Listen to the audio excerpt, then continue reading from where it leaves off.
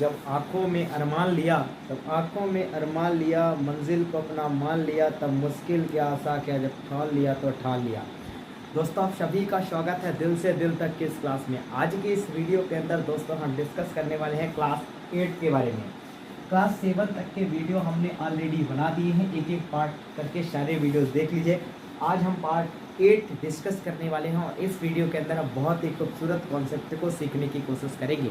दोस्तों सबसे पहली बात, यदि आप चैनल पर नए हैं तो डेफिनेटली इस चैनल को करिए सब्सक्राइब, वीडियो को करिए लाइक और इस वीडियो को करिए मैक्सिमम लोगों तक शेयर। चलिए शुरू करते हैं बिना किसी देरी के कॉन्सेप्ट। सबसे पहले सवाल से शुरू करते हैं, dash you work hard you will pass. सबसे पहले दोस्तों मैं आपको एक इम्पॉर्टेंट बात बताना चाहूँगा। जब भी दोस्तों हम कंडीशन को बताने की बात करते हैं तो यहाँ पर एक कंडीशन बताई जा रही कि यदि तुम कठिन परिश्रम करते हो तो तुम पास हो जाओगे।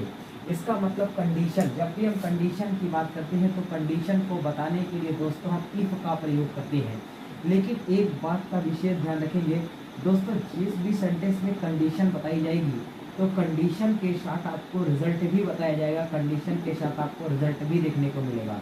तो जिस सेंटेंस में दोस्तों कंडीशन बताई जाएगी लिख लीजिएगा दोस्तों, कंडीशन बताने के लिए आप हमेशा इफ का यूज़ करते हैं, कंडीशन बताने के लिए इफ का प्रयोग करते हैं।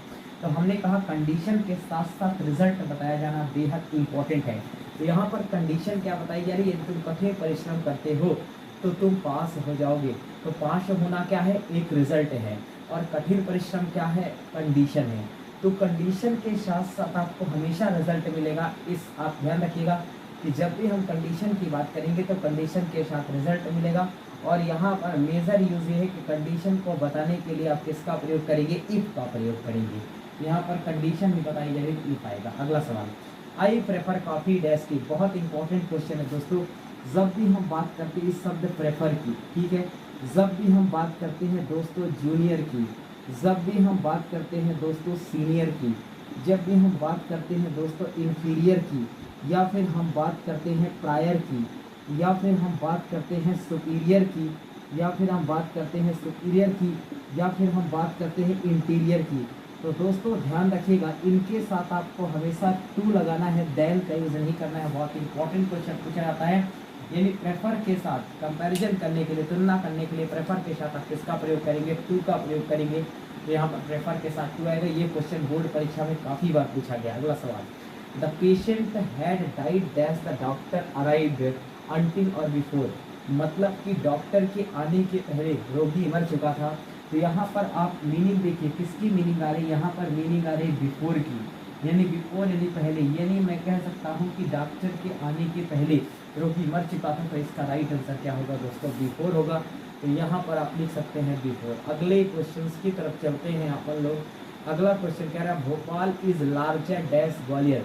जब भी हम इस लार्जर की बात करते हैं दोस्तों तो हमने कहा, आपके सामने लिखा हमने एक शब्द लार्ज, फिर हमने लिखा आपके सामने लार्जर, और फिर हमने लिख दिया क्या दोस्तों, लार्जेस्ट। फिर हमने क्या लिख दिया, लार्जेस्ट। तो आपने देखा लार्ज जो है वो कौन सी डिग्री है, वो पॉजिटिव डिग्री है। पॉजिटिव डिग्री ऐसी डिग्री होती है जिसमें किसी के बीच कोई कंपैरिजन नहीं होता, किसी के बीच कोई तुलना नहीं होती।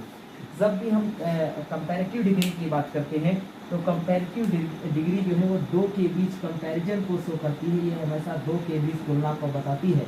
और जब भी हम बात करते हैं सुपरलेटिव डिग्री की, तो सुपरलेटिव डिग्री दोस्तों हमेशा लिख लीजिएगा हाईएस्ट क्वालिटी को बताने का काम करती है। एक ऐसी डिग्री जो हाईएस्ट क्वालिटी को बताए उसे सुपरलेटिव डिग्री कहा जाता है। और कंपैरेटिव डिग्री दो के बीच कंपैरिजन को बताती है, दो के बीच तुलना को बताती है। दोस्तों याद रखिएगा, कंपैरेटिव डिग्री के अंदर आप कंपैरिजन करने के लिए हमेशा एक शब्द का यूज करेंगे, जो शब्द क्या होता है, THAN, देन। ठीक है दोस्तों, दो शब्द इंग्लिश में होते हैं, एक शब्द होता है देन THAN और एक शब्द होता है देन। इनमें थोड़ा सा ही डिफरेंस है इनकी मीनिंग में। लेकिन जब भी हम THAN देन की बात करते हैं तो देन बताने का काम करता है टाइम, और देन बताता है क्या, कंपैरिजन।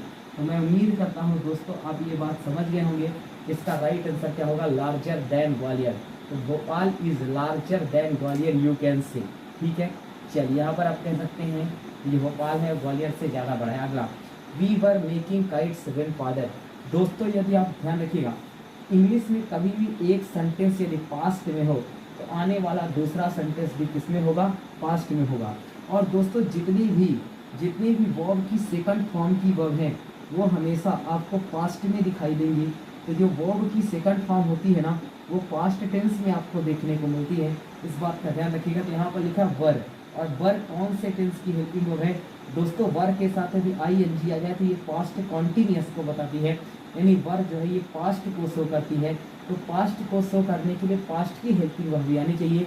तो पास्ट की हेल्पिंग वर्ब है अराइव, जो कि सेकंड फॉर्म है, और सेकंड फॉर्म किस में आता है? पास्ट टेंस में। ठीक है, तो याद रखिएगा यदि सेंटेंस का एक भाग पास्ट में है तो आने वाला दूसरा भाग भी पास्ट में होगा। सेंटेंस का यदि एक भाग प्रेजेंट में है तो आने वाला दूसरा भाग भी किस में होगा? प्रेजेंट में होगा। उम्मीद करता हूँ दोस्तों आपने इस कॉन्सेप्ट को सीखने का प्रयास किया होगा, और लगभग 3 वीडियो इसके और आएंगे। इसके बाद हमारा जो ये फिल इन द ब्लैंक्स की सीरीज है ये खत्म हो जाएगी, और इसके बाद फिर हम डू एज डायरेक्टेड की सीरीज स्टार्ट करेंगे। उम्मीद करता हूँ दोस्तों आपने वीडियो को एंजॉय किया होगा, बहुत कुछ सीखने को आपको मिला होगा। तो मिलते हैं आप नेक्स्ट वीडियो में, तब तक अपना ध्यान रखिएगा। जय हिंद।